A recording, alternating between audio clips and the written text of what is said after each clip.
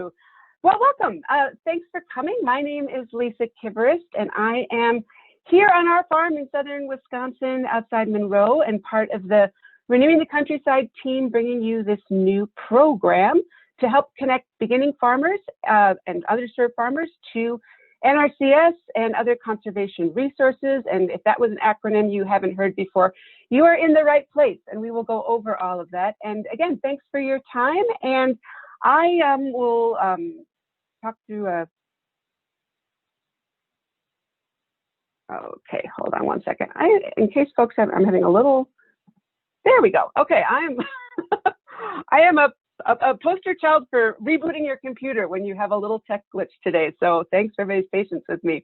A brief agenda on what we're going to talk about. And first, a couple logistics is we want to keep this as helpful as possible for everybody. So please use the chat feature when you are putting something in the chat, because this is a webinar on Zoom. Just one little quirky thing is make sure you select panelists and attendees for your questions, then everyone will see them, which we want. And please also throw out a introduction in the chat to everybody, panelists and attendees, who you are, where what your land, where your land is, where your farm is. If you're looking for land, whatever something might be, would love to hear from you there. And a shout out to my colleague and friend Jared Luman over the border in Minnesota. This is a project in partnership with the Sustainable Farming Association, SFA, over in Minnesota, and he is very generously doing tech support and monitoring the chat. So if you got any problems at all, just put it in the chat and Jared will take care of it for you. Thank you, Jared. So those are our logistics, but also too, we very much want this to be also helpful, but most importantly, safe space to ask questions. We are hoping that this will be a good venue for beginning farmers. And even if you've been on your land for a while, but you haven't been into the NRCS office, this is the right place. So there are no stupid questions. There are no ignorant questions. There are just important questions. So please ask that, or if I say anything, or there's acronyms again that you haven't heard, just let us know. So what we'll be doing is doing some quick introductions. We are fortunate to have some great NRCS agency folks in the Zoom room with us, as well as our Farmer Connector team I'll introduce you to. I'll give you a quick snapshot overview of NRCS and what are some of the, just the basics, a little bit of history and how it's structured, and then a general quick overview on some of the programs and resources. The resources at NRCS are deep, and we want to give you a top line, and then we'll have time for questions too. We've got some of our farmer connectors on the call who will share their experiences working with NRCS and some of these programs and services. And then we'd like to have some time for Q&A at the end. So with that, Conservation Connections. This is a new program which we are very proud to kick off. It is a partnership between Renewing the Countryside, a nonprofit based in Minnesota that works a lot in rural revitalization issues, supporting farmers, supporting small businesses, supporting vibrant rural countrysides, and the Sustainable Farming Association I mentioned in Minnesota that works with farmers, particularly under that Sustainable Conservation umbrella. So we have united forces in partnership and support with NRCS to particularly create outreach and opportunities for historically underserved farmers and to create those conservation connections. So one thing just to mention, because some folks might not have heard that term, historically underserved, these are identified groups of farmers nationally across the country that for various reasons, discrimination and other, haven't received full services from various USDA agencies. And that is what this particular program is aiming to work towards alleviating and creating some new connections. So beginning farmer ranchers, that's what probably most people on this call are. That is if you have been farming for less than 10 years. So again, in particular, the USDA overall is trying to create more services for beginning farmers because we need more farmers, period. Also, limited resource farmers, there's a bit of a formula here for people who are farming, but who historically the gross income sales have been under certain index levels, and we can talk more in detail, but that is another category of historically underserved farmers. Socially disadvantaged farmers, these are various cultural groups, American Indians, Asians, African Americans, Native Hawaiians, Pacific Islanders, Hispanics, that again have historically been underserved by USDA agencies, and veteran farmers. So that is the inclusive group we're working with, but we most importantly want to help get people who haven't been into the NRCS office and through those doors. So we thank you for your time. First off, I wanted to kick off some introductions with the NRCS Wisconsin agency staff we have with us. They will be on us for the duration of the call and beyond. So we appreciate it, and I will turn things over here. So Eric and Melissa, I don't think we have Angela on the call, but I'll give her a shout out later. But let me just give a shout out right now that we are really fortunate here in Wisconsin to have just an incredible NRCS staff, from our state leader, Angela, to our county representatives that we'll talk about as well, who are there to help us as farmers, as stewards of the land, do conservation better, and incredibly open doors and questions and all of that. So with that, Eric and Melissa, if you could give a quick shout out and introduce yourself. Folks who are attending, you see, hopefully you see, my smiling face and the rest of our panelists and folks who will be available to answer questions. So we'll kick it off with Eric. Great, thanks so much, Lisa, and good afternoon, everybody. So happy that you were able to make time for this gathering here today. I just want to thank so much to Renewing the Countryside and also Sustainable Farming Association for our collaboration and, of course, hosting this event. My name is Eric Alness, and I serve as the Assistant State Conservationist for Partnerships, and I'm based out of our Madison State Office. And so happy to look forward to our conversation here today. Thank you. Hi, everybody. I'm Melissa Bartz. I'm the Assistant State Conservationist for Financial Assistance Programs, and I'm also based out of the Madison State Office, and worked with Lisa quite a few years now. I was formerly in the field offices in the southwest area of Wisconsin, so we have a little bit of a working relationship there, and looking forward to this afternoon. Thank you. Terrific.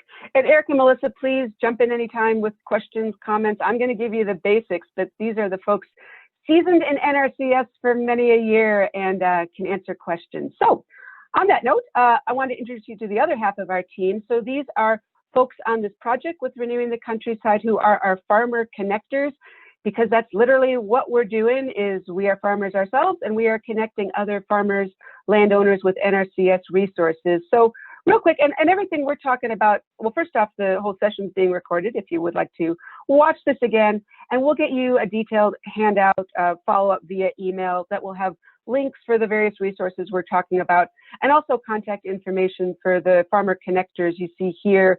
I gave a shout out to where they live, but we've got Kirsten Jersek, Bratzett Family Farm in Jefferson over, and she travels, she goes around to Milwaukee area. Robert Pierce is based in Madison, but again, the general area at half the 40 acres. Marianne Holmes up north in Dunn County, Homegirls Dairy. Myself, I'm outside Monroe in Greene County. But wherever you are in the state, we will gladly get you in touch with whatever you might need to, again, help connect with NRCS resources. So we'll be hearing a little bit more from Kirsten and Marianne later on when they'll share their experiences with NRCS. And Robert has a new NRCS project this summer, so we'll circle back with him in the fall on his experience there too. So moving on, I wanted to just give a quick top line of NRCS, and now I can explain that acronym, the Natural Resources Conservation Service. So this is the agency within the USDA that really prioritizes private land and helping landowners protect their soil, water, and other natural resources. So it's the technical agency of USDA. It's a big agency. There's lots of resources here, and it's all based on the voluntary technical and financial assistance. So these are people like I think we have in the Zoom room on the call here who prioritize conservation, who want to do more of this on the land, and who are looking for support, resource, expertise in doing so. Now, I actually took out a couple of slides because the history of NRCS, the history of conservation in our country goes way back hundreds of years. But to fast forward, this agency itself was established in 1933, officially in Wisconsin here in 35. the soil erosion service. Soil erosion was a huge issue, still is a huge issue, but particularly in the 30s. And even though we weren't part of the Oklahoma Dust Bowl here in Wisconsin, we also had issues with erosion and needing to prioritize soil conservation, and hence the loss of soil, and hence these agencies and resources were started. So this is one of the first projects, actually first projects nationally on erosion control in the country here in Wisconsin, with the Civilian Conservation Corps over in Vernon County. That really is a shining example historically of the good work, NRCS, the good work of prioritizing healthy soil and working against soil erosion can do. You can definitely see the impact of these types of projects that happened almost 30 years ago today in that area. Voluntary conservation, as I mentioned, these are partnerships between farmers and landowners with NRCS. They're things we want to do well, and we want to access information and resources to do that. Private land is super powerful. We account for over 70% of the total land of the US, or 80% in Wisconsin. So there's a lot of impact that we can have and a lot more we can do collaboratively together. Now, don't squint. I just want to show this for context of the United States Department of Agriculture. The USDA here is big and complex and multifaceted. If you look to the far left there, under Secretary for Farm Production and Conservation, I'll circle back to this, but that's where NRCS falls. It's also where FSA, the Farm Service Agency, is. That you might often see those, typically you see those in the same office in your county. We'll circle back there, but this is part of a much bigger, broader array of services in our country. And here, there you can see that section circled. Just for quick context, as folks probably know, I mean, we have a Secretary of Agriculture, Sonny Perdue, with the new administration coming on. Tom Vilsack, who was the Secretary of Ag under the Obama administration, is coming on for that top square there, and things flow down from there, and you basically get to Wisconsin. Now, for your next vacation tour of Washington, D.C., I highly recommend the USDA Whitman building here. It has historically been the largest office building on the planet, which I always found entertaining, until the Pentagon apparently dumped it from that position. You can like get a workout and a half walking around this building, but I share it again because there's a wealth of resources within the USDA, our tax dollars at work, that we want to be able to tap into. So quick chain of command here from the top of the NRCS, going to our Wisconsin level, and a shout out for Angela Biggs. She is our leader here in the state of Wisconsin that I personally have had the good fortune to cross paths with many times, a champion of landowners, particularly a champion of women landowners that I've again connected in various contexts on. You'll hear about a new project I'll mention in a little bit. But we're really fortunate to have leaders like Angela and Melissa and Eric in our state who really have our needs and interests as private landowners first and foremost. So here you see the dear state of Wisconsin. Just for context, it's broken up into 4 regions within the NRCS, and we're going to take this down to our local level here.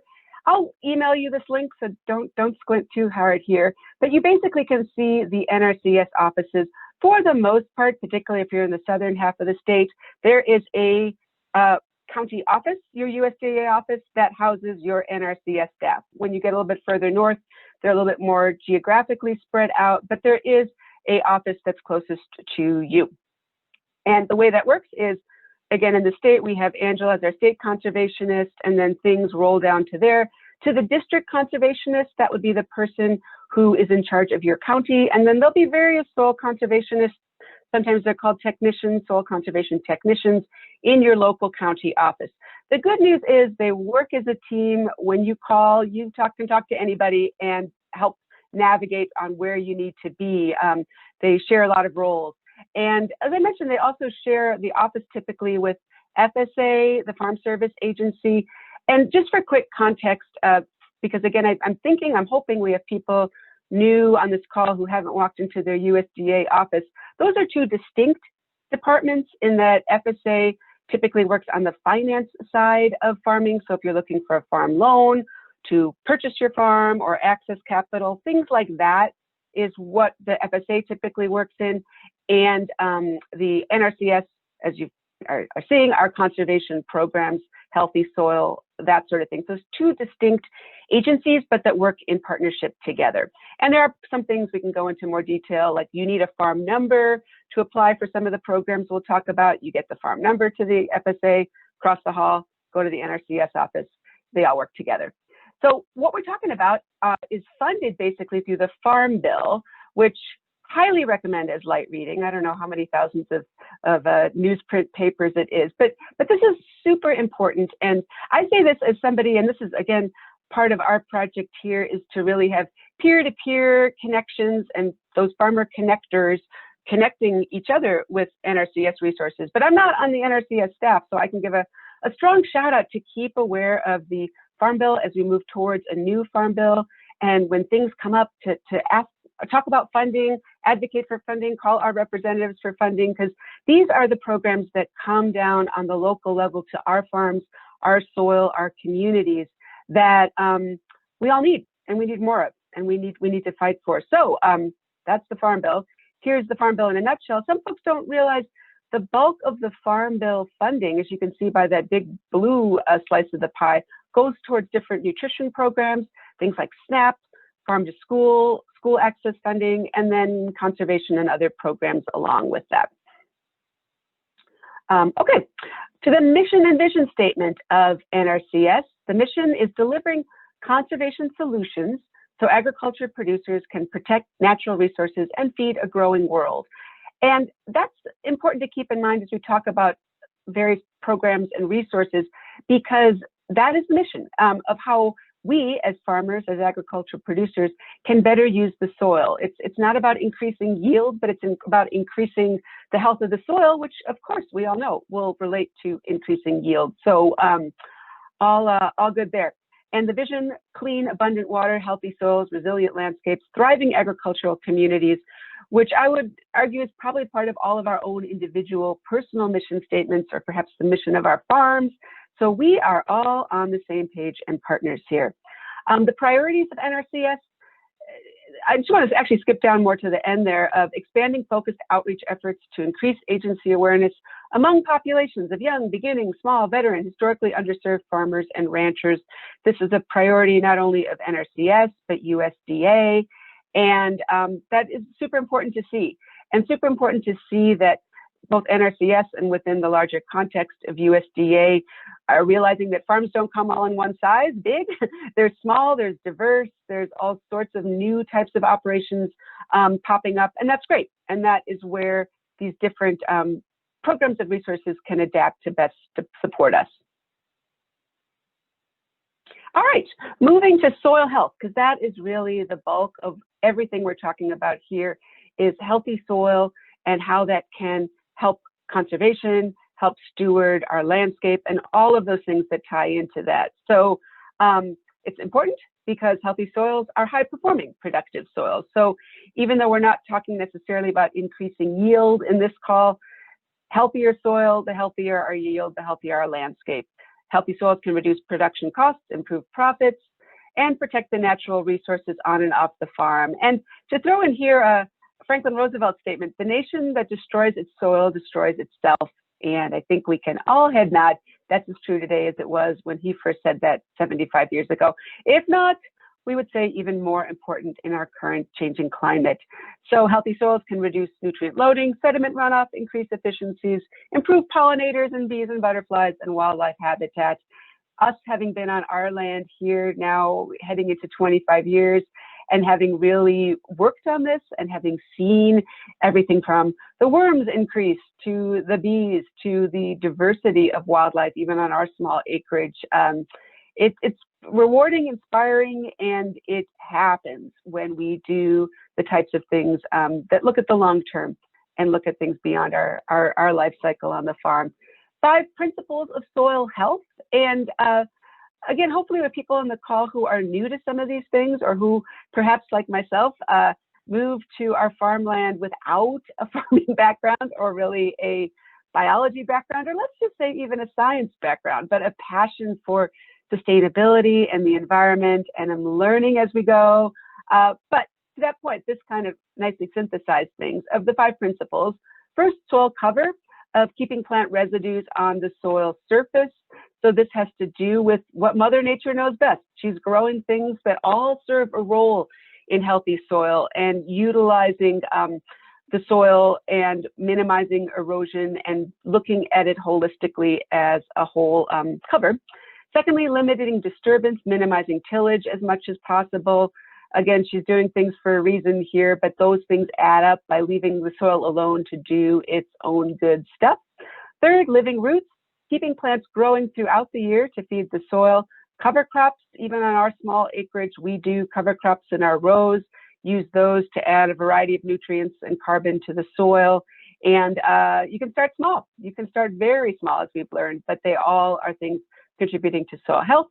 Fourth, diversity, trying again to mimic Mother Nature, using cool and warm season grasses, broadleaf plants, all sorts of things. This is just a tip of the iceberg on diversity of things that your local NRCS staff can help you with on your land. And integrating livestock. This is, again, something of incorporating both the grazing cover crops and utilizing your livestock strategically to enhance your soil health.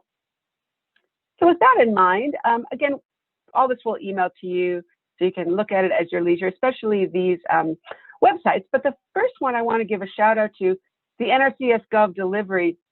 This is the key portal to register for the NRCS newsletters. It'll get you both national information, but also synthesized down to the state and local level as well when there's new opportunities, new things come out, new resources. So that's a really key one if you're not on that one already. And just this is the main NRCS Wisconsin website, which after we talk here, take some time to look at it. There are a ton of existing resources here that will help get you started, help formulate questions and next steps when you do talk to your agency staff, and it's always evolving and growing. So the one-on-one personalized advice, that is really NRCS's specialty of working directly with landowners in understanding our land and understanding what the plan is for making things better. So this is the best place to start. And on that note, I will, excuse me. The program is primarily working land, and practices must have a conservation benefit. We've been talking about that already. It's not just yield, but what can you do on your land that improves the soil, improves the conservation, improves the habitat, and yeah, has multiple benefits as well, but that is where we're focused on. There are a number of different programs and resources, financial and technical assistance. The technical assistance I want to dial into a little bit because just showing you the website, there's a lot of things, services, resources, expertise that NRCS has that by connecting with your local staff, doing a walkthrough of your land, getting to know each other, and more importantly, getting to know your land, that can be accessed that go above and beyond a lot of the programs we'll talk about. I know financial assistance is always appreciated and of interest, but basically they're free services at the NRCS to take advantage of. They're voluntary, they're things we do on our own accord. Competitive, yes, there's our finite resources to go along. And you'll hear this word contracts. That is often, it's specifically what happens, but the word is often used in some of the programs we'll talk about that you would be having a contract, you would be signing with NRCS that basically outlines very specifically and professionally what are both sides of the bargain. So your first step to connect with your local NRCS office is to contact them. And here's where I mentioned earlier, working really well as a team. It doesn't really matter somebody's job title, but a phone call or an email, particularly in today's world of COVID, and just the fact that folks are busy, it's not the time to just show up, unfortunately, but a phone call or an email to set up a time to talk more would be the best first step. Anyone there can visit you. And often the first step is to have a site visit that is totally free for an expert, a technical person from the NRCS local staff to come and walk your land. And trust me, that is the most enlightening thing, especially if you don't have that hardcore science background like myself, to learn about your land and learn about where you are and what your status quo is, because then that's the exciting part, to really track improvements and see how things can evolve over time. So I'm going to move into some of the programs here. And real quick, because we've got Melissa and Eric on the line to answer questions as we move forward, and Kirsten and Marianne will be sharing information. 2 programs, EQIP, Environmental Quality Incentives Program.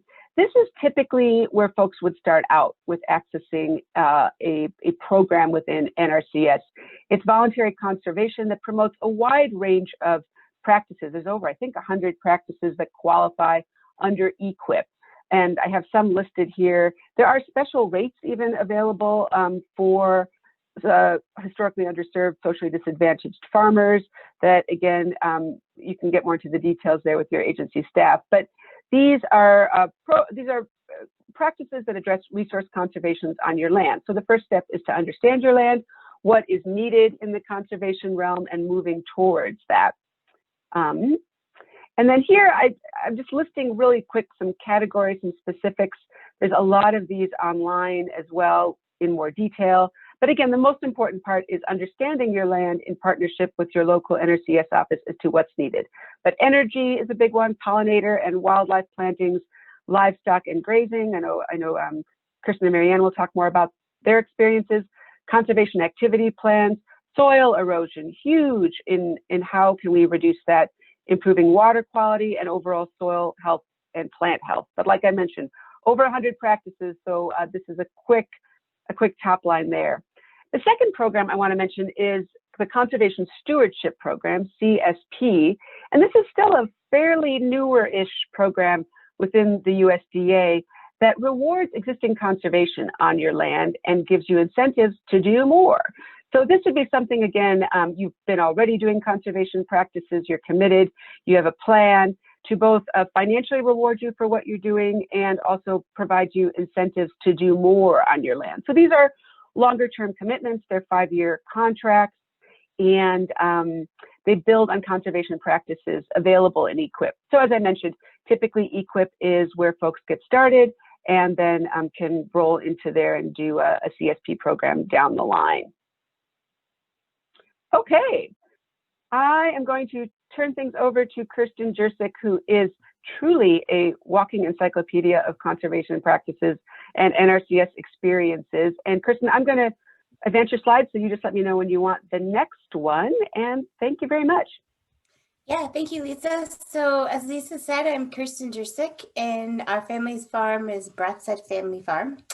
We are in Jefferson County, Wisconsin, so about halfway between Milwaukee and Madison. And we have a 300-acre grass-based beef farm. So we raise cattle from start to finish. We calve and finish out our steers in direct market.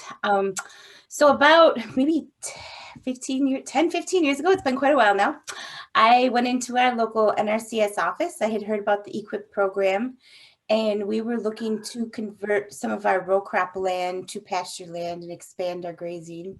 So I went to the NRCS office and just started talking with the soil conservationists and the district conservationists to find out how they could help us. So the first step that we got help with was a grazing plan. So someone writing a grazing plan to really lay out our farm's expansion and figure out what practices EQIP could help us with. So if you look to the left of the screen, it's all a bunch of old hand garble from an initial grazing plan, but some of the things we signed up for, we already had been grazing, and so we had some pastures that had been continuously grazed. So we got some cost share to put interior fences in and water lines through our first EQIP contract. Then we went in, once we decided to go forth with our herd expansion, we installed perimeter fence around another 46 acres. So we got cost share for perimeter fencing, interior fencing, water lines down the interior fencing, and the practice of grazing on that land. Some other practices that we got cost share through were we have a back pasture that's very far from any buildings or electric or water in our property. So we got cost share to actually drill a well and do a solar setup system back there. So there's a well with the solar pump on it and a holding tank, which then gravity feeds to the water line on that back pasture. Other people I've worked with have gotten cost share for deep buried water lines and winter water facilities. So the picture on the right, there's some square boxes that are heated water jugs. We installed those prior to knowing about EQIP, but they are amazingly helpful, especially this time of year when we're out draining hoses every day and worrying about freeze up and someone forgot to drain the hose and getting ice out of water tanks and all those other fun things we do when we have cattle during the winter. So the EQIP program can be kind of time consuming. I think one of the beauties of it is the planning that goes into it. And Lisa, you can advance the slide to the next one, please.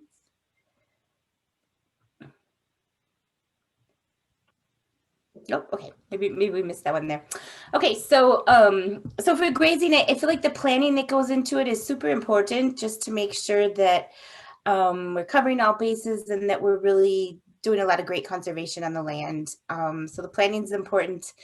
And I think also starting slow in contracts, like an NRCS will walk you through that, but instead of like signing your whole farm up to make a huge farm expansion all at once, that we can start slowly. We can have multiple EQIP contracts on the farm over the course of years. So starting slowly so we can actually get done the work we say we're going to get done in the 3 years of that contract, and then move on to another contract seems to be very successful. Once we converted our entire farm to pasture, or all of our ag land, I should say, we then signed up for the Conservation Stewardship Program. I think our contract we signed up about 3 years ago. And so some of the things that we did was for enhancements was we installed bat houses near some of the ponds. We continued our grazing, our rotational grazing. So we continued moving our cattle every day. And then on land where we were cutting hay, we did the practice of starting to cut the fields from the middle of the field and expand outward instead of cutting the outside of the field and working your way in like most of us had been doing when we cut hay, so that we're chasing the wildlife out. So I think this Conservation Stewardship Program is a great program to help us be stewards of the land. I know we try to really work with grassland birds on our farm. And so sometimes, we're leaving several acres of pastures undisturbed until the middle of August. So it's a financial hardship a little bit for the farm, but it's wonderful for the wildlife and for the grassland birds, which are so important. And so being enrolled in the Conservation Stewardship Program and having that payment from the NRCS to do that makes it worthwhile. And to me, and sometimes I just think of it in a way as like, oh, it's sort of like getting a rental payment for really bettering your land. So it's a great program. And yeah, I feel like a lot of benefit to our environment, and the NRCS staff are great to work with. It's not like somebody that to be afraid of, or they're going to come out to your farm and criticize what you're doing. It's just really a program. It's just a great program and a way to work with other conservationists that care about the land like you do, and that can help you. So yeah, you can progress that, I guess, Lisa. Yeah, so again, working, having a grazing plan laid out for your farm if you're going to go into grazing is just a really important first start. So we can prepare good seed mixtures for the farms. We can calculate livestock stocking rates. We can lay out where the fences and water lines should be and where sacrifice areas should be. And a grazing plan is the first EQIP contract if you are a grazer, if you're going to be a grazer. It's the first step to EQIP, and it's a EQIP contract of itself is to have a grazing plan written.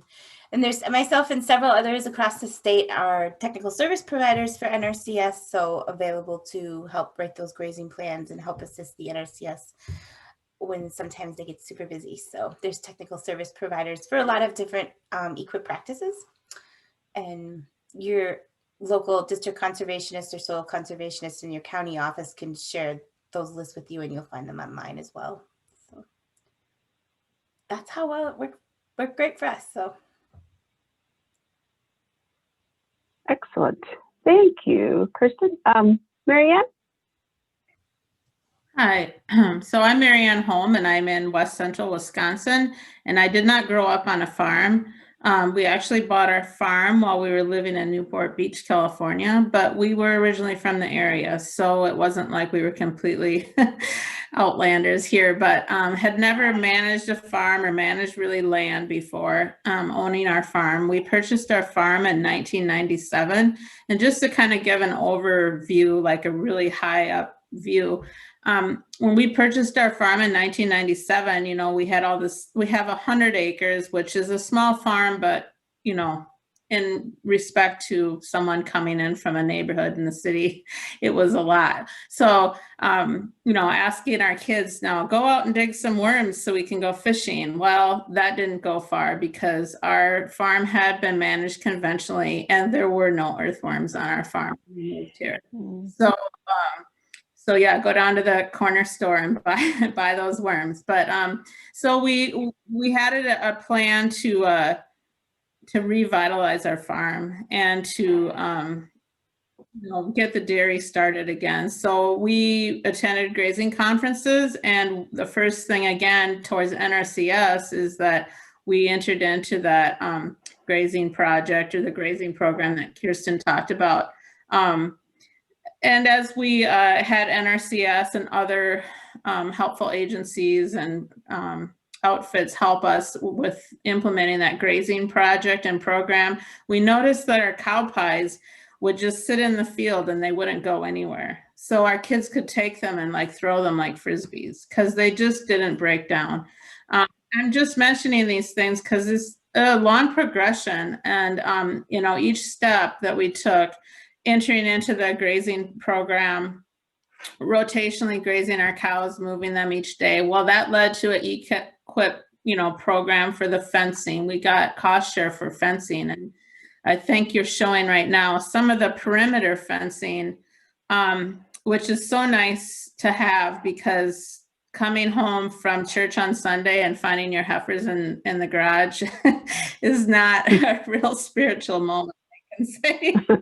But those are some of the fencing that NRCS helped cost share, and you know, it's done to certain specifications. It's just not some, you know, sloppy job of fencing or whatever. So it's just nice to have that assistance along the way to validate what you're trying to do and not be penalized, you know, because it sometimes does cost extra to implement these things. So we bought a spring tooth harrow to break up those cow pies manually, mechanically, since the earth and the ground wasn't doing it. But over a couple of years, you know, we sold that piece of equipment because the bugs were back, the earthworms came back, and those cow pies disintegrated back into the soil or recycled those nutrients.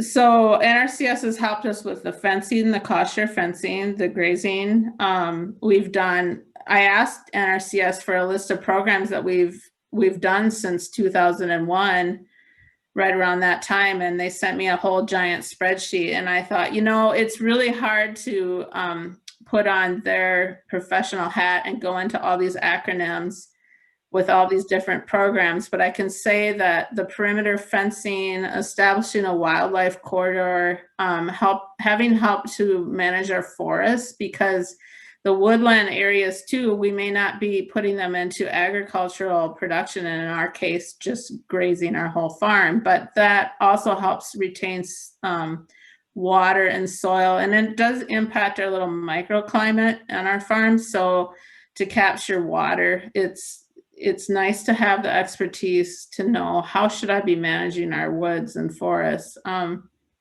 We did get cost share money to interseed our pastures. So, you know, just to the technical knowledge to know what kind of seed should we put in? When should we seed it? What should we interseed? Should we frost seed? Should we, and what should I buy? I mean, they may not be able to answer every single question, but they can point you in the direction of somebody who does know. So we've been able to increase our organic matter through, number one, rotational grazing the cattle. Number two, you know, interseeding with these diverse plantings so that helps to reinvigorate the soils. What else have we done? Boy, there's so many different things. But I guess overall, I would just say that I think that the NRCS, of all government entities that I've dealt with, I mean, has really been the most helpful and the most commonsensical. And but it does start with a conversation, you know, stepping into the FSA office, getting the farm number, and then going over to NRCS and saying, hey, I want to do this, or can you come and see my land and see what kind of encouragement they can lend through one of these programs to implement something that just makes so much sense. And so starting from that time where we couldn't find a worm on our farm and our cow pies weren't breaking down, to 2 years ago having an NRCS Wisconsin Farmers Union field day here where they ran the rainfall simulator and seeing how much our land has increased in the organic matter and how that it affects the water and our quality in our area and just the soil composition. It's just, I mean, it takes time. Here we are 20 years in basically now, but it's just everybody's taking a step one way or another, and it's better better to go to things that are holistic. And I know everyone on this call today is, I'm sure, of that mindset. So so yeah, that's my encouragement to others, and thank you for letting me tell my story. Terrific. Thank you, Marianne. I want to give a shout out for a new program, also in partnership with NRCS, but separate from the one we're currently focused on, specifically for Wisconsin women in conservation. This is a larger project over the next 3 years in partnership with both Renewing the Countryside, but Michael Fields Agricultural Institute is leading it, and the Wisconsin Farmers Union and Moses are also partners. And this is intended to bring together groups of women landowners, both in certain regions, as you see identified on this map, but also statewide, for conservation sharing and, again, connection to resources and mentoring and all kinds of other things around that. So we are kicking this off with some virtual workshops in the red regions in early March. I will have a link in the handout coming out to folks to, if you're a Wisconsin woman landowner, to register, and we can keep in touch in different ways. Would love to connect more on that. And we're very excited about this because it's really the first time we've had an opportunity to do something this large scale specifically for women landowners, and is very unique to Wisconsin. Okay, so to kind of close out here, questions, and I'm going to close out my PowerPoint so I can see the chat. And thanks again to everybody. And we have, there we go. Yeah, I don't know if Jared, there's some things folks are asking, or I mean, to kick things off, Eric and Melissa, if there's things you'd like to add, particularly for folks who maybe are going into the NRCS office or making that, maybe not, I like to still think we're going to go into offices eventually, but making that phone call or email that they should prepare themselves for, you know, or information that folks might want, or any place you want to take it. Yeah, I can jump in, Lisa. Just having an idea of the goals of your farm is a major starting point. Coming in and kind of having an idea of what direction you want to go in. And we work with all kinds of people in every phase of decision making and where they're at with their conservation journey, new farmers, farmers that have been around for a long time, all people. So just having an idea of what kind of information you're looking for, where you want to go with your farm, and what kind of operation you want to have, that will help us kind of frame what the options are in terms of our practices and our programs, and then that on-farm walkover, really building that relationship and figuring out what your farm has, the qualities, and what we can improve on. That's all part of going through the process and planning and getting to potentially a contract or a program.